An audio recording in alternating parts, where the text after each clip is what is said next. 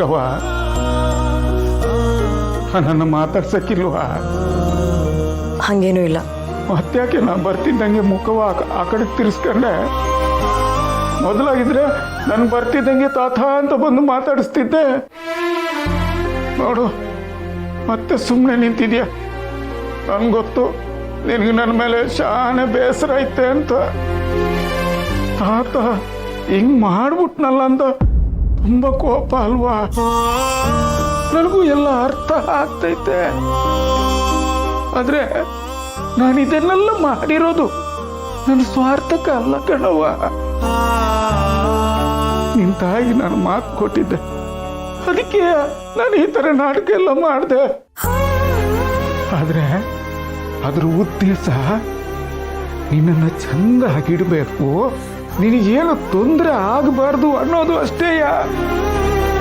ನಿಮ್ಮಪ್ಪನ ಭಯಕ್ಕೆ ನಿಮ್ಮ ತಾಯಿಗೆ ಕೊಟ್ಟಿರೋ ಮಾತನ್ನ ತಪ್ಪಬಾರ್ದು ಅನ್ನೋ ಕಾರಣಕ್ಕೆ ಎಲ್ಲ ಗೊತ್ತಿದ್ದು ಸುಮ್ಮನಾಗ್ಬಿಟ್ಟೆ ಕಣವ್ವ. ಆಗ ನಾನು ಮಾಡಿದ್ದೆಲ್ಲ ಸರಿ ಅಂತ ಅನ್ಕತಿದ್ದೆ ಕಣವ್ವ. ಅದೇ ಹಿಂಗೆಲ್ಲ ಆಯ್ತದೆ ಅಂತ ನಂಗೆ ಗೊತ್ತಿರಲಿಲ್ಲ ಕಣವ್ವ. ಈಗ ಪಶ್ಚಾತ್ತಾಪದ ಬೆಂಕಿ ಜ್ವಾಲಿಯಾಗಿ ಉರಿತಿದ್ದೀನಿ ಕಣವ್ವ. ಯಾಕವ್ವ ನಾನು ಇಷ್ಟೆಲ್ಲ ಹೇಳ್ತಿದ್ರು ನಂತವ ಮಾತಾಡ್ತಿಲ್ಲ? ನಂತವ ಮಾತಾಡಕ್ಕೆ ಇಷ್ಟ ಇಲ್ವೇ? ಈ ಮುದಿ ತಾತನ ಮೇಲೆ ಕ್ವಾಪುವೆ. ನನ್ನನ್ನು ಕ್ಷಮಿಸ್ಬಿಡು ಕಂದ, ನಿನಗೆ ಕೈ ಮುಗಿತೀನಿ. ಈ ತಾತನ ಮೇಲೆ ನೀ ಕೋಪ ತೋರಿಸ್ಬೇಡವ್ವ. ನಿನ್ನಿಂದ ನಾನು ಸತ್ಯನ ಮುಚ್ಚಿಡಬಾರ್ದಿತ್ತು. ನನ್ನ ತಪ್ಪೇ, ನನಗೆ ಅರ್ಥ ಆಗ್ತೈತೆ. ಸತ್ಯನ ಮೊದಲೇ ಹೇಳಿದಿದ್ರೆ ಇಷ್ಟೆಲ್ಲ ಆಗ್ತಿರ್ಲಿಲ್ಲ.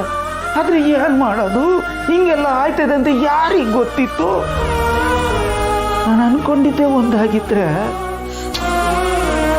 ಯಾರೇನೇ ಆಗೋಯ್ತು ಕಣವ್ವ. ನಿನ್ ತಾಯಿ ಮಾತು ಕೊಟ್ಟಂಗೆ ಕಷ್ಟನೋ ಸುಖನೋ ನಿನ್ನನ್ನು ಚೆನ್ನಾಗಿ ಸಾಕದೆ ಕಣವ್ವ. ಅರಮನೆ ಇಲ್ದೆ ಇದ್ರು ಅರಮನೆ ಒಳಗಿನ ರಾಜಕುಮಾರಿ ತರ ನಿನ್ನನ್ನು ನೋಡ್ಕೊಂಡೆ. ನನ್ನ ಪಾಲಿನ ರಾಜಕುಮಾರಿ ಕಣವ್ವ ನೀನು. ನೀನು ಈ ಮನೆಗೆ ಬಂದಾಗ ನನ್ನ ರಾಜಕುಮಾರಿ ಕೊನೆಗೂ ಇಷ್ಟು ದೊಡ್ಡ ಅರಮನೆಗೆ ಸೇರ್ಕೊಂಡ್ಬಿಟ್ಲಲ್ಲ ಅಂತ ಖುಷಿ ಪಟ್ಟಿದ್ದೆ ಕಣವ್ವ. ಇದನ್ನೆಲ್ಲ ನಿನ್ನ ತಾಯಿ ಮ್ಯಾಲಿನಿಂದ ನೋಡಿ ಖುಷಿ ಪಡ್ತಾವ್ರೆ, ನಿನಗೆ ಹರಿಸ್ತಾವ್ರೆ, ಅವರ ಆತ್ಮಕ್ಕೆ ಶಾಂತಿ ಸಿಗ್ತದೆ ಅಂತ ಅನ್ಕೊಂಡೆ ಕಣವ್ವ. ಆದ್ರೆ ಆಗಿದ್ದೇನೋ ಆ ತಾಯಿ ಜೀವ ಮತ್ತೆ ನೊಂದ್ಕೊಳ್ಳಂಗ ಆಗೋಯ್ತು.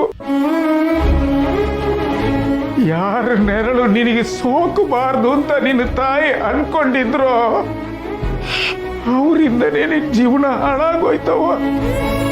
ನಿನ್ ತಂದೆನೆ ನಿನ್ ಸಂಸಾರಕ್ಕೆ ಕೊಳ್ಳಿ ಇಟ್ಬಿಟ್ರು. ಅದು ನನಗೆ ಸಂಕಟ ಆಯ್ತಿರೋದು. ಇಷ್ಟು ವರ್ಷ ನಿನ್ ತಂದೆಯಿಂದ ನಿನ್ನ ದೂರ ಇಟ್ಬಿಟ್ಟು ನಿನ್ನ ಜೋಪಾನ ಮಾಡಿದೆ. ಆದ್ರೆ ನಿನ್ ತಂದೆಯಿಂದನೇ ನಿನ್ ಜೀವನಕ್ಕೆ ತೊಂದರೆ ಆಯ್ತಲ್ಲವ.